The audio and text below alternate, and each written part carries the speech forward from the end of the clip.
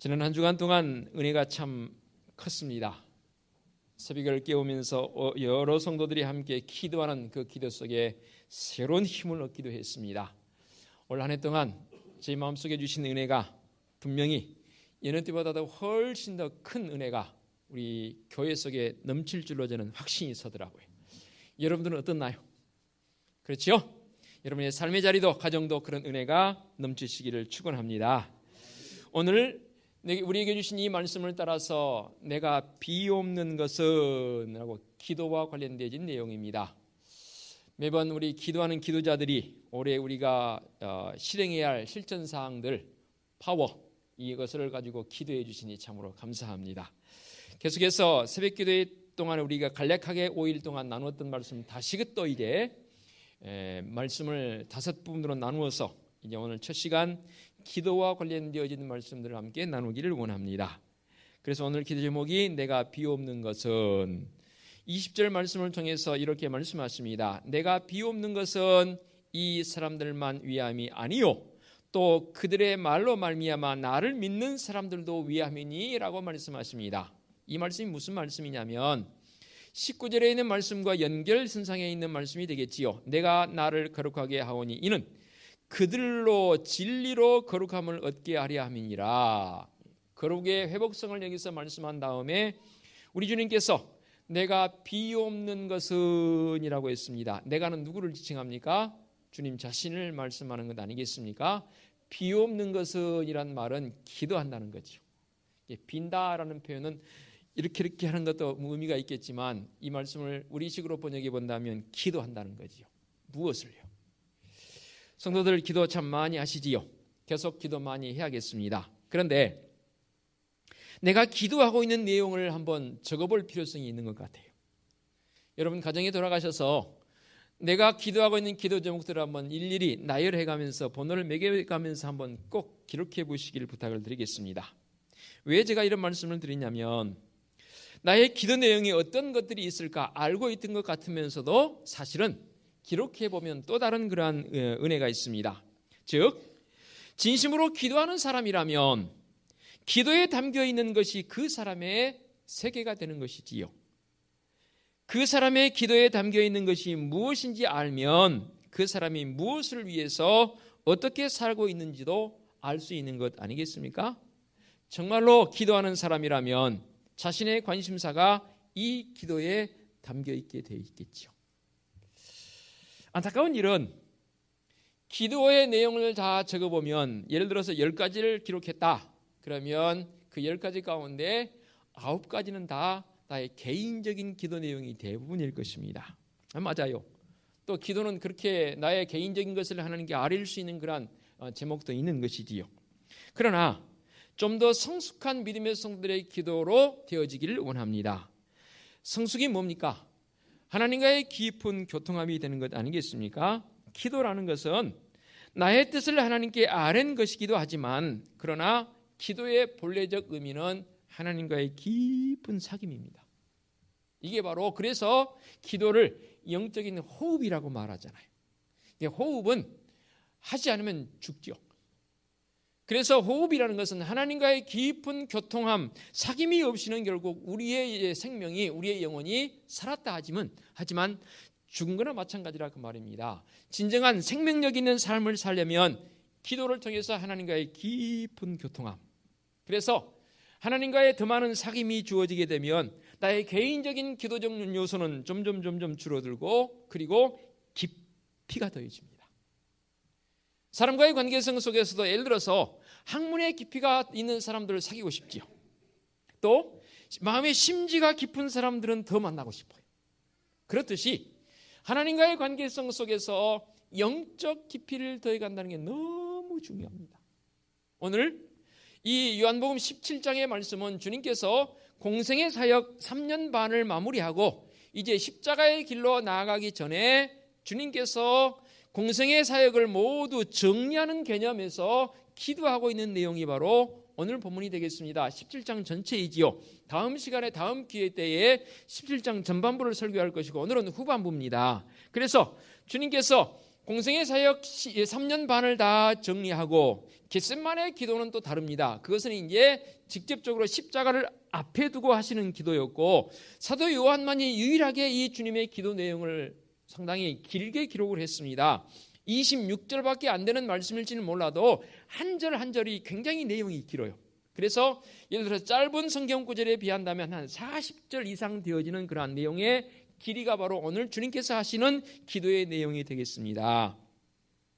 즉 주님께서는 친히 십자가의 길로 나아가시면서 하나님과의 깊은 관계성 속에서 기도를 하고 있는데, 바로 하나님이 우리 주님의 관점에서 봤을 때에 가장 피부적으로 다가오는 현실이라는 사실입니다.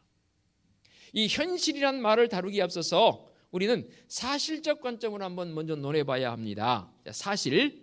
사실은 우리에게 여러 가지 정황으로 주어집니다. 어제 뉴스를 보니까 바다에서 배 두 척이 충돌을 했습니다. 원인이 뭐냐면 서로 양보하겠지라는 그런 마음으로 배가 나가다 보니까 충돌을 해버렸어요. 그래서 그 배에 타고 있던 선원들이 3사람이 물에 빠져서 그만 안타깝게도 목숨을 잃었습니다. 자, 배 충돌 사건이 사실이지요. 맞지요? 맞다. 끄덕끄덕 좀 해주세요. 그래야 제가 또 신이 납니다. 여러분 보셨어요? 그 충돌 사건을 보셨어요? 직접? 어떻게 사실인지를 알아요? 사실 것이다라고 뉴스를 통해서 우리가 믿잖아요. 그렇죠? 사실이에요. 우리 주변에 수많은 사실들이 일어납니다. 그런데 그 배의 충돌로 인해서 선원 3분이 안타깝게 목숨을 잃었어요. 물론 안타까운 마음은 있지만 만일에 그 목숨을 잃은 사람 중에 한 사람이 내 가족이다 생각되어진다면 어떻게 되겠어요? 현실감이 있겠죠. 근데 사실 그 배 충돌 사건이 일어나서 3분이나 목숨을 잃었음에도 불구하고 그게 나에겐 현실로 다가와야 안 다가와요?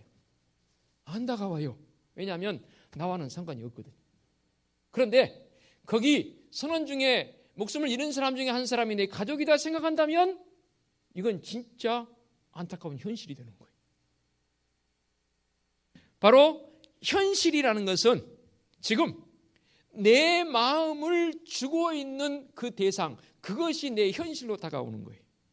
내 마음을 주지 않으면 천하없는 뭐래도 누가 은행에다 몇백억을 쌓아놓고 그것을 내게 주지 않는 한은 나와 관련이 없는 것은 그냥 그거예요. 그냥 그 사실이에요. 나와는 상관이 없는 현실이 되는 거지요.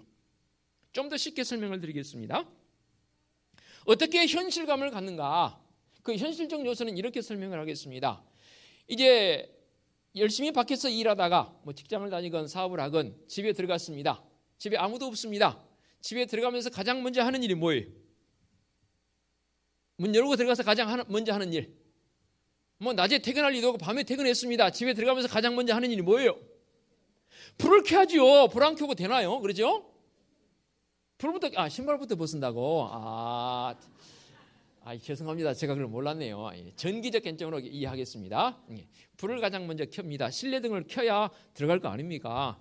그리고 나서 그 다음 무슨 불을 켜나요? 아마도 저 같은 경우는 그래요.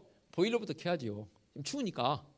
출근하면서 아침에 나오면서 외출로 딱 돌려놓고 나오잖아요. 그러면 그동안에 외출이니까 좀 이렇게 찬기가 있단 말이에요. 그래서 들어가서 한 24도, 5도 이렇게 보일러 딱 올린단 말이에요. 그러면 그동안에 따뜻해지고, 그 다음에 이제 옷 벗고 손 씻고 이제 밥을 해야 되잖아요. 밥 해놓은 경우 있으면 물론 밥 없으면 밥을 하려면은 밥통 쌀을 씻어서 어느 버튼을 쿡 누릅니다. 그러면 전기가 그 밥솥으로 촥 가서 밥이 돼요.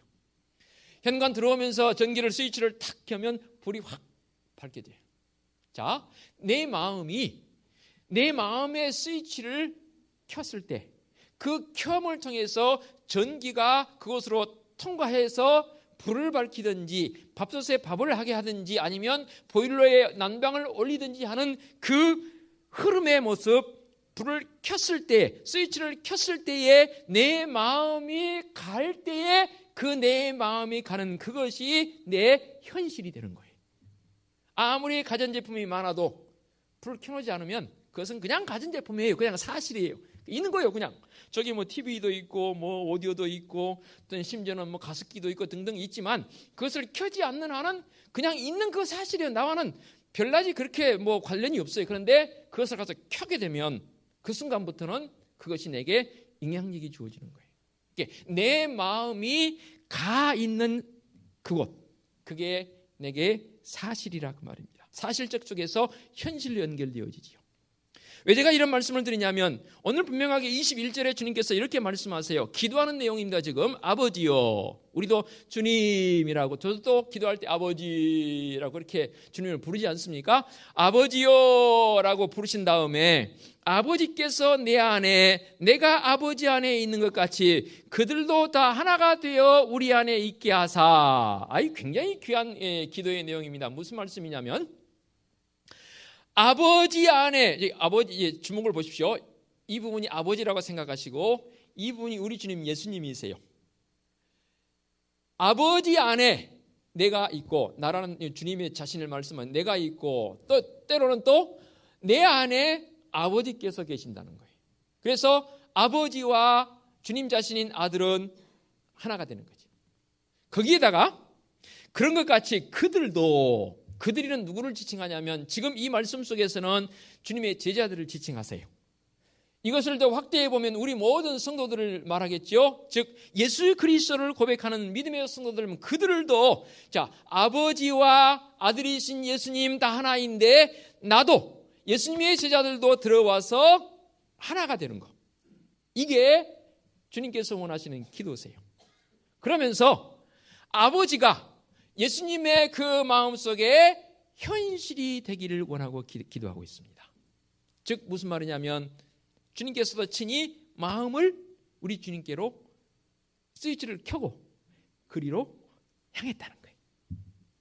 내 삶에 있어서 아버지가 또는 예수 그리스도 그분이 내 삶의 현실이 되어야 합니다.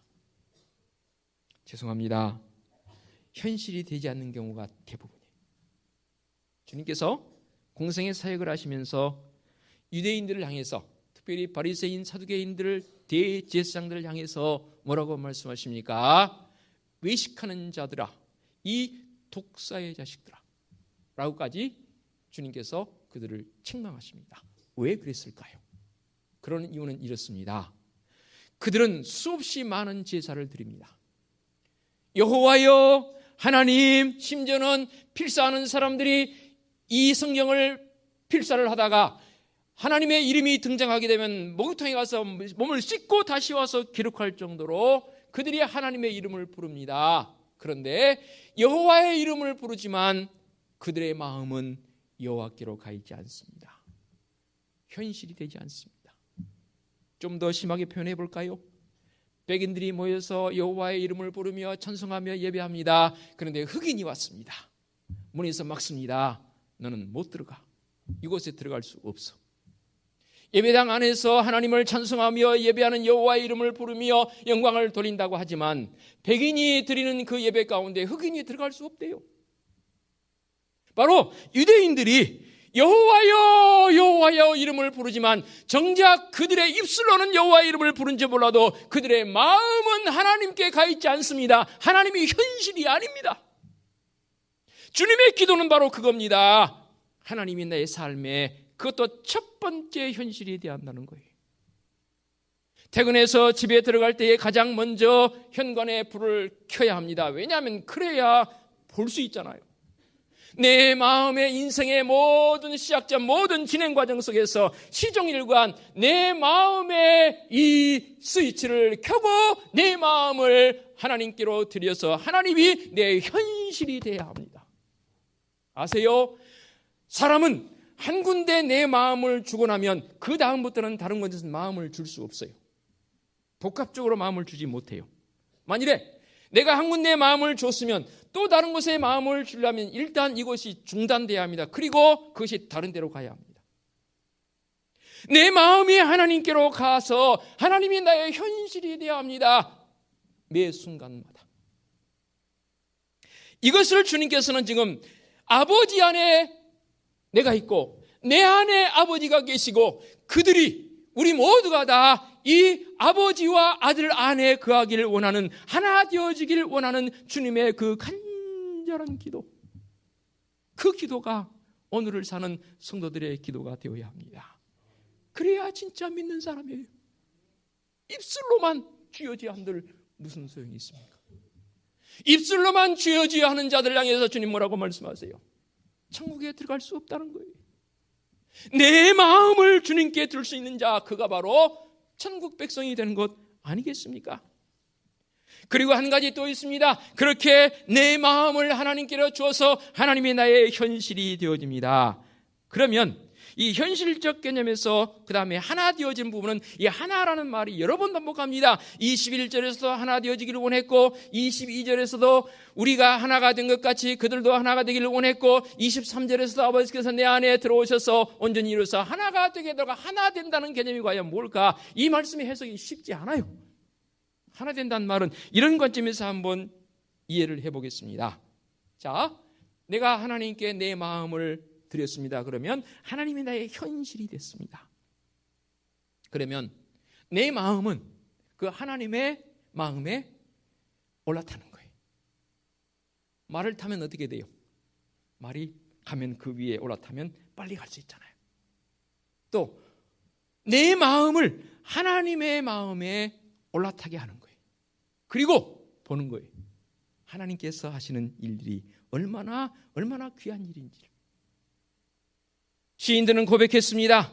우리 하나님께서는 모든 만물을 주관하시고 주님께서 친히 말씀하십니다. 하늘 나는 새도 먹이시고 입히시고 들의 백합화도 우리 하나님께서 있게 하셨기에 풀 한 폭이 돌 하나도 하나님께서 있게 하셨기에 그 목적을 가지고 있어진 줄로 믿습니다. 그 하나님께서 그 모든 것들을 다 향해서 하나님의 마음은 다 사랑의 마음으로 다 이렇게 개입하시며 간섭하십니다. 내가 그 하나님의 마음에 하나님이 나의 현실이 되어서 그 마음에 딱 올라타 보니까 이 놀라운 일이 벌어져요.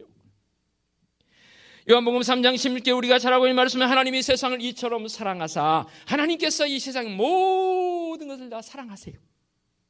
그래서 그 하나님의 마음에 내 마음이 딱 올라타서 보니까 기쁨이 생겨요. 바울이 그냥 항상 기뻐하라는 게 아니더라고요.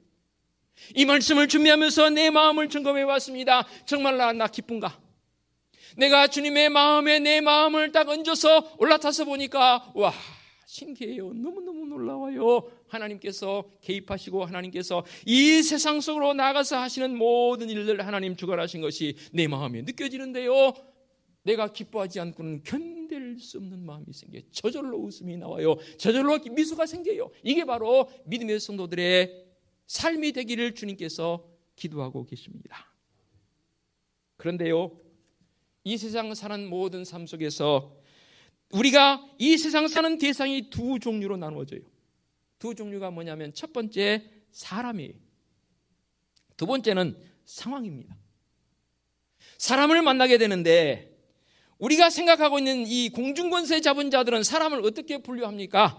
좀 있는 사람 없는 사람을 구분하기도 하고 잘생기고 못생기고 배우고 못 배우고 심지어는 전과자로도 우리가 사람의 그들을 만날 수도 있고 참으로 못된 짓을 했음에도 불구하고 그것을 속에 감추고 아닌 척하고 있는 사람도 우리가 만날 수 있어요. 또 그 사람들이 발견되어지게 되면 법에 의해서 만일에 남의 것을 도둑질했으면 도둑으로 붙잡혀서 법의 심판에 의해서 형을 살리는 그런 일도 있기도 해요.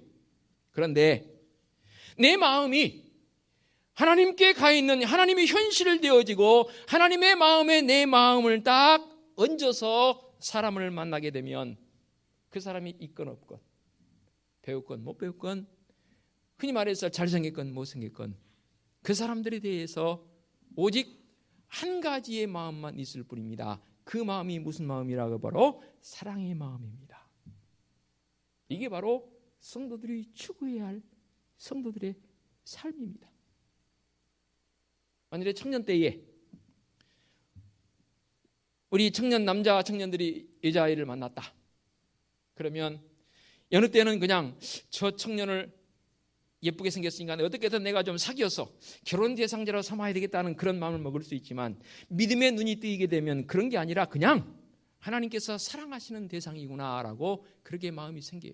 사랑의 마음만 가져서 그런 게 아니고 심지어는 법률에서는 저 사람이 도둑이야, 저 사람이 사형을 해당하는 그러한 살인을 저질렀어라고 법률에서는 판단했을지 몰라도 내 마음 속에서는 하나님의 마음에 내 마음이 딱 올라탔기 때문에 결국 있는 마음은 뭐냐면 사랑의 마음만 있는 거예요.